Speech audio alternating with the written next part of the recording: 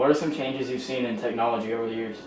Well, looking back, I guess we've got to talk about television.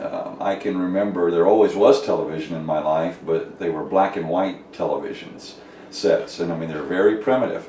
And there was no internet or no cable. You had antennas. Some used rabbit ears on top, but in Schulenburg that still wasn't strong enough to pull in a station. You had to have an outside antenna. And I remember the only good picture that came in was Channel 7 out of Austin. So everybody pretty much had to watch one channel. Sometimes you could get CBS or NBC or ABC, but it was mainly Channel 7 out of Austin. So everybody grew up with that. And no remote controls. I mean, you had to go up and switch the dial, but again, you couldn't get that many channels anyway. And I do remember that. And then I remember seeing my first color television set. Went to a family's house, and all of the kids just went, "Wow, color TV!" And it was not clear at all. It was color, but it was very, very bright colors, and the clearness, wasn't very sharp. It was almost like a bad color picture that you would say now, but hey, it was still colored, and so it was neat to see. I just really remember that growing up as far as television goes. Telephones, and what a big shocker there. I can remember, even before rotary dial, there was no dials on a telephone.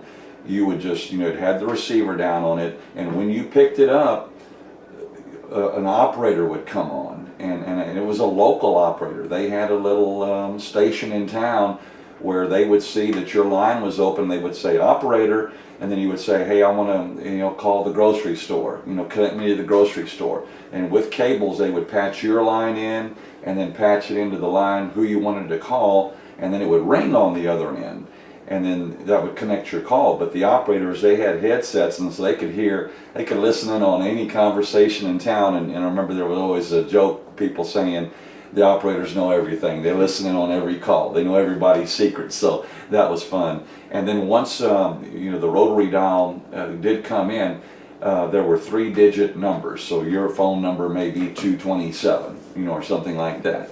And so even you'll see a lot of old signs in some of the old dance halls when you go out to like Dubina or Freiburg or Ammonsville. Look at some, or even Singleman Hall. Look at the old ads up there. It says, such and such drugstore in number 153. So that's where that all comes from.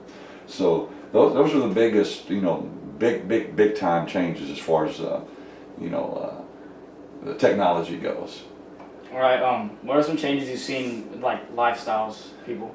Lifestyles, you may hear this a lot. It was just a much simpler time. There weren't so many choices of things to go do. And even as a kid, growing up, the only organized sports activity we had was Little League. I mean, there was no youth football or basketball or anything other than basically baseball. That was it. No swim team, there were no boys and girls clubs. There was Boy Scouts, but other than that, we grew up as kids in the summertime just having pickup games. I mean, we'd say, hey, we're playing baseball at this, such and such lot in town. We played by the water tower. That was always fun to go there. So, we had pickup games, but Little League was the organized activity. So, you really had so much more free time because there weren't all these other choices. No video games, by any means. No cable TV, like I said. The swimming pool was big. We really hung out there a lot. The same swimming pool that's there today. So that was a fun activity for us kids to go do. But even with families, that gave you a whole lot more time for family because you didn't have all these, things that you're occupied with. Family events, there were your church picnics and your bigger festivals and fairs and things like that, but they were a lot of times centered around livestock. There were livestock shows as part of that. And so, but like I said, it was a very simple time, where you did so much with family. You were always almost going somewhere as a family group.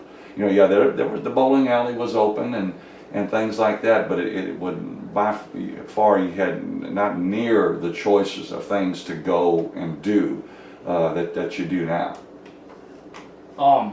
I know music's changed a lot, so what have you seen in your lifetime? Well, music, I go back to, again, spending that time with family, and we gathered around that television set almost, well, I know it, almost every Sunday night for the Ed Sullivan Show. It was a variety show, and they always had music acts on it and some comedy.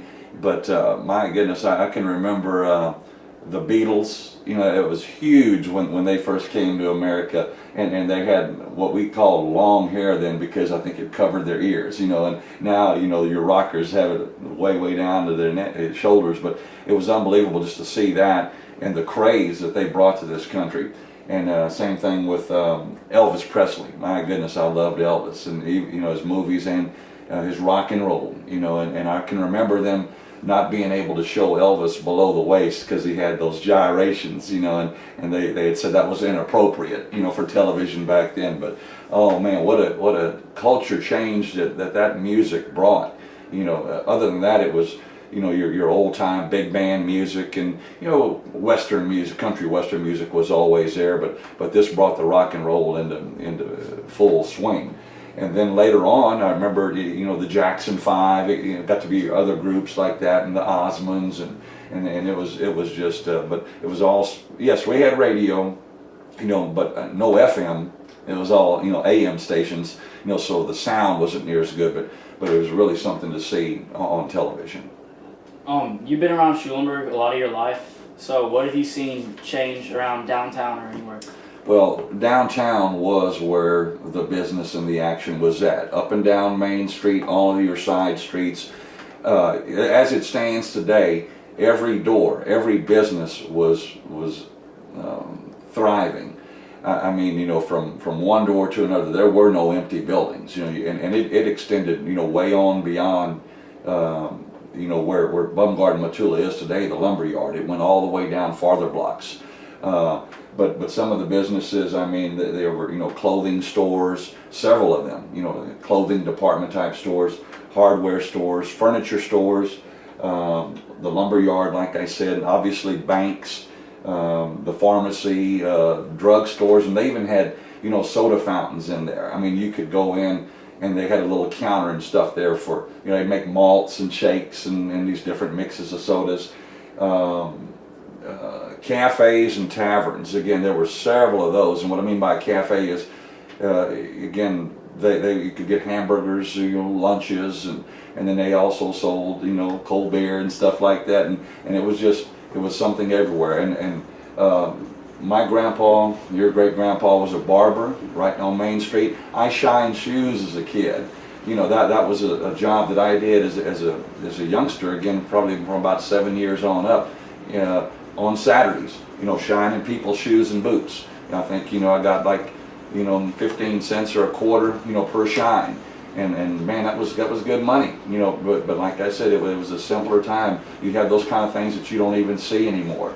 But there was no Interstate 10, so Highway 90, which is still Highway 90, that was the main road, really from California all the way to Florida, just like I-10 is now.